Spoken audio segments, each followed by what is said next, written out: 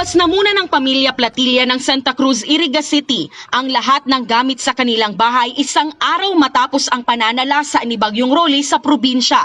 Nabasa kasi ang mga ito matapos matuklap ang kanilang bubong. Kwento ng 61 anyos na si Nanay Filipinas, lumikas na sila bago pa man magparamdam ang masamang panahon. Tingnan mo nga, ma'am. Oh. Wala na kaming matulugan. Ipinangutang na muna nila ang pampaayos ng kanilang bahay. Pinili rin kasi nilang hindi na pumunta pa sa evacuation center dahil bukod sa malayo ito sa kanilang lugar, takot din sila sa banta ng pandemya. Nasira rin ang mga pananim ng kanyang kapitbahay na si Nympha. Nakikituloy muna sa ngayon ang 63 anyos sa kaharap na bahay.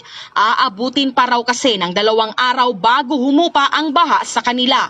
Pero naman po may relief ang government saka ang barangay. Nakalbo naman ang makahoy na porsyong ito sa Barangay San Pedro. Napadapa ang mga puno sa kalsada na agad namang pinagtulungan alisin ng mga residente at opisyal ng lugar. Sira-sira rin ang ilang bahay. Halos si gabos na mga tao, nasa evacuation pa, mga harong ninda, mga partially damaged, as in, mas dakol ang nadistrosong harong, tsaka pananong. Humupa na rin kahapon ng baha sa kahabaan ng Barangay San Miguel. Sa kasentruhan naman ng lungsod, bakas pa ang markang iniwan ni Super Typhoon Rolly, pero humupa na rin ang baha rito. Ito pong mga binaha, ito pong mga identified na din na usual na binabaha, itong flood prone, ini pong Salvacion, ining Santa Cruz Sur, San Francisco, San Jose, San Miguel, sa Francia, and part po kang San Roque. So dyan po sa Central Business District, siguro ako, height ko,